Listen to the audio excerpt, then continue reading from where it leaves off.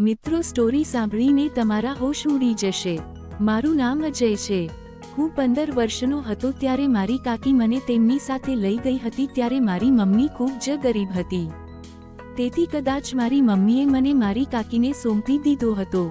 મારી કાકી મારી મમ્મીથી દૂર એક મોટા શહેરમાં રહેતી હતી અને ટીચરની નોકરી કરતી હતી। મારે કાકા ન હતા। હું અને મારી કાકી માત્ર 2 જ લોકો સાથે રહેતા હતા। આજે હું 21 વર્ષનો થઈ ગયો છું, પરંતુ નાનપણથી જ હું મારી કાકીની આ વિચિત્ર ક્રિયાઓને નિહાળી રહ્યો છું।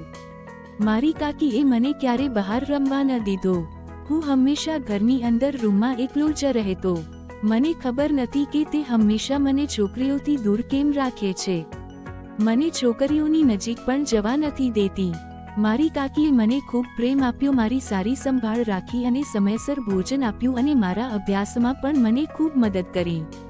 તે તેના પોતાના બાળકોની જેમ જ મારી સંભાળ રાખી। પરંતુ હું કાકીથી ખૂબ પરેશાન થવા લાગ્યો હતો। એક છોકરી મારી સાથે મારી શાળામાં ભણતી હતી। એ છોકરીનું નામ કાજલ હતું। પહેલા એ મારી ફ્રેન્ડ હતી, પણ હવે ધીમે ધીમે દોસ્તી પ્રેમમાં બદલાવા લાગી। હું તેના પ્રેમમાં કેટલી હદે પાગલ થઈ ગયો હતો કે હું તેની સાથે વાત કર્યા વિના એક દિવસ પણ રહી શકતો ન હતો। મેં કાજલને મારા અંગત જીવન વિશે બધું જ કહી દીધું હતું। કદાચ કાજલ પણ મને એટલો જ પ્રેમ કરતી હતી। મને કાકીથી બહુ ડર લાગતો હતો કે જો તેમને કાજલ વિશે ખબર પડી તો તે મારા માટે મોટી સમસ્યા બની જશે અને મારો મોબાઈલ સાથે પણ મારી પાસેથી લઈ લેશે। પછી હું કાજલ વાત કર્યા વગર રહી નહીં શકું। હું તેના પ્રેમમાં એટલો ઘાયલ હતો કે હું તેના માટે કંઈ પણ કરી શકવા તૈયાર હતો। એટલે હું કાકીથી છુપાઈને તેની સાથે વાત કરતો હતો। થોડા દિવસો પછી કાકીએ નોકરી છોડી દીધી, એટલે ઘર ચલાવવા માટે પૈસાની અછત હતી। તેથી કાકીએ નીચેનો ફ્લેટ ભાડે આપી દીધો। હું તેનાથી ખુશ હતો, કારણ કે તે ફ્લેટમાં કાજલ અને તેના માતા પિતા જ રહેવા આવ્યા હતા। હવે મારા માટે તેને મળવું સરળ બની ગયું હતું। એક દિવસ રાત્રે હું કાજલ સાથે વાત કરી રહ્યો હતો, ત્યારે કાકીએ મારા રૂમનો દરવાજો ખખડાવ્યો। હું ખૂબ જ ડરી ગયો। મેં તરત જ ફોન કાપી દીધો અને કોલ હિસ્ટ્રી ડિલીટ કરી દીધી અને પછી દરવાજો ખોલવા ગયો। કાકી અંદર આવી અને કહ્યું કે આજે હું સાથે તારા રૂમમાં રહીશ। હવે તો કાકી રોજ મારી રહેવા લાગી, જેના કારણે હું કાજલ સાથે વાત કરી શકતો ન હતો। મને લાગ્યું કે જો હું મારી કાકીના લગ્ન બીજે કરાવી દઉં તો તે તેની લાઈફમાં વ્યસ્ત થઈ જશે, પછી મારા પર એટલું ધ્યાન નહીં આપે, કારણ કે તે એકલી હતી અને તેથી તે મારી સાથે રહેતી હતી। મારા પડોશમાં એક ભાઈ રહેતા હતા, તેમનું નામ મહેશ હતું। તેમની પત્નીનું અવસાન થયું હતું અને તેમને 3 બાળકો પણ હતા। તેમની ઉંમર 30 વર્ષનો આસપાસ હશે। મેં વિચાર્યું કે મારી કાકીને એ ભાઈ સાથે પરણાવી દેવી જોઈએ। તેથી હવે હું ધીમે ધીમે મહેશને મળવા લાગ્યો અને તેની સાથે થોડી વાતો પણ કરવા લાગ્યો। મેં મહેશને પૂછ્યું કે તમે બીજા લગ્ન કેમ નથી કર્યા? તો મહેશે કહ્યું કે તેની પત્નીના ગયા પછી તેને હવે કોઈ બીજાને તેના જીવનમાં લાવવાનું મન નથી થતું। મેં કહ્યું મારી કાકી વિધવા છે અને હું તેમના તમારી સાથે લગ્ન કરાવવા માંગુ છું, જેથી કરીને તમારા 3 બાળકો સચવાય। આ સાંભળીને તે પણ બીજા લગ્ન કરવા માટે તૈયાર થઈ ગયા। આટલું કહીને હું ત્યાંથી નીકળી ગયો। બીજા દિવસે મહેશની માં મારા ઘરે આવી અને મારી કાકીને મળી। જ્યારે તેણે મારી કાકીને લગ્નની વાત કરી ત્યારે મારી કાકી ગભરાઈ ગઈ અને તેમને રૂમની અંદર લઈ ગઈ। બંને રૂમમાંથી બહાર આવ્યા ત્યારે તે મહિલા ચૂપચાપ ઘરની બહાર નીકળી ગઈ। મને ખબર ન પડી કે કાકીએ તે મહિલા સાથે શું કર્યું કે તે ડરી ગઈ અને ઘરેથી ભાગી ગઈ। બીજી જ દિવસે કાજલ અને તેના પરિવારના સભ્યો પણ અમારો ફ્લેટ છોડીને ચાલ્યા ગયા। કોણ જાણે ક્યાં ગયા હતા? કાજલે તેનો નંબર પણ બદલી નાખ્યો હતો। મને ખબર નહોતી કે તે ક્યાં ગયા છે। મને લાગ્યું કે કદાચ કાકીએ તેમને કંઈક કહ્યું હશે, જેના કારણે તે ત્યાંથી નીકળી ગયા છે। હવે મને મારી કાકી સાથે વધુ તકલીફ થવા લાગી, કારણ કે તે મારી વધુ નજીક રહેતી અને મારું ધ્યાન રાખતી। એવું લાગતું હતું કે તે મારી કાકી નહીં પણ મારી પત્ની છે। મારા મનમાં ખૂબ જ વિચારો આવી રહ્યા હતા। હું વિચારી રહ્યો હતો કે શા માટે મારી કાકી મારી સાથે આટલો બધો લગાવ રાખે છે।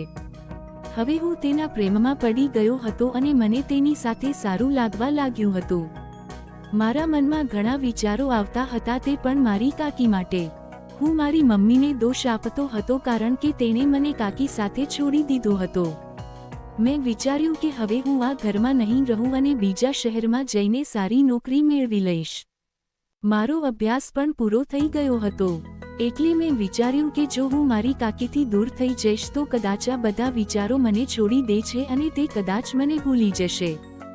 એવું વિચારીને મેં કાકીને જાણ કર્યા વિના જ ઘર છોડવાનું નક્કી કર્યું હતું. તેમણે શાળાએ જવાનું ફરીથી શરૂ કર્યું હતું. મેં કાકીને પત્ર લખ્યો અને તેમના રૂમમાં મૂક્યો. પછી હું દરવાજા પાસે પહોંચ્યો ત્યારે દરવાજા પાસે એક વૃદ્ધ મહિલા જોઈ. તેને જોઈને મને લાગ્યું કે જાણે હું તેને ઓળખતો હોઉં એવું લાગ્યું. તે મહિલાએ કહ્યું, દીકરા, બહુ મુશ્કેલીથી તારું ઘર શોધ્યું છે. આટલું કહીને તે ઘરની અંદર આવ્યા અને મારા માથા પર પ્રેમથી હાથ ફેરવવા લાગ્યા અને મને કહ્યું કે તે મારી માં છે અને શહેરમાં મને મળવા આવ્યા છે. આ સાંભળીને હું ખૂબ જ ખુશ થયો, કારણ કે હું લાંબા સમયથી માને મળવા માંગતો હતો. હું માના ખોળામાં માથું મૂકીને રડવા લાગ્યો અને કહ્યું, તને આટલા લાંબા સમયથી તારા દીકરાની યાદ ન આવી? તું મને કેમ ક્યારે મળવા ન આવી અને મને તારાથી દૂર કેમ રાખ્યો?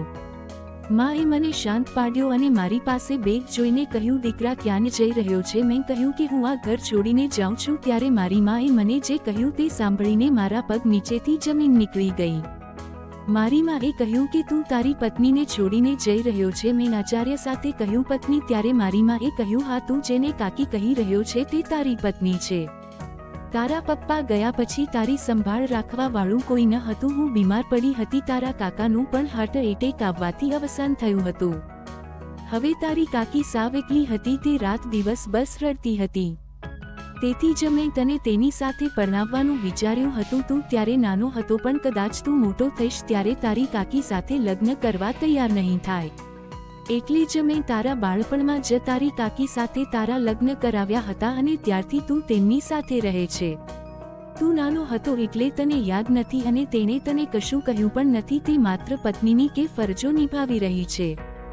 હવે મને સમજાયું કાકી મારી સાથે આવું કેમ કરતી હતી. મને માં પર બહુ ગુસ્સો આવ્યો, પણ કાકીના પ્રેમે મને માને પ્રેમ કરવા મજબૂર કરી દીધો હતો અને હું એમને છોડવા પણ નહોતો માંગતો. હું તો મજબૂરીમાં જ નીકળી રહ્યો હતો. સારું થયું કે મને યોગ્ય સમયે સત્યની ખબર પડી, નહીંતર હું મોટી ભૂલ કરી બેસોત. કાકી પણ આ સમયે સ્કૂલેથી પાછી આવી ગઈ હતી અને આ બધી વાતો સાંભળી રહી હતી. તેમણે કહ્યું, હું નહોતી ઈચ્છતી કે તું બાળપણના આ જબરજસ્તી સંબંધમાં બંધ રહે. મને ખબર હતી કે તું મોટો થઈને બીજા કોઈના પ્રેમમાં પડી જઈશ. તેથી જ હું તને ઘરની બહાર જવા નહોતી દેતી. તેથી જ મેં તને કંઈ કહ્યું નહીં. અને તે છોકરી કાજલ જેને તું પ્રેમ કરતો હતો તે જૂઠી હતી અને તેણે ઘણા છોકરાઓને ફસાવ્યા હતા. તેના માતા પિતા પણ જૂઠા હતા અને જ્યારે મેં તેમને પોલીસની ધમકી આપી ત્યારે તેઓ શહેર છોડીને ચાલ્યા ગયા. અને મેં તે મહેશ સાથે લગ્ન કરવાની ના પાડી હતી, કારણ કે હું તને એકલો છોડી શકું તેમ ન હતી. તે મને આટલો પ્રેમ કરે છે અને હું તો તેને છોડીને જઈ રહ્યો હતો. તેની આ વાત સાંભળીને મારી આંખોમાં આંસુ આવી ગયા.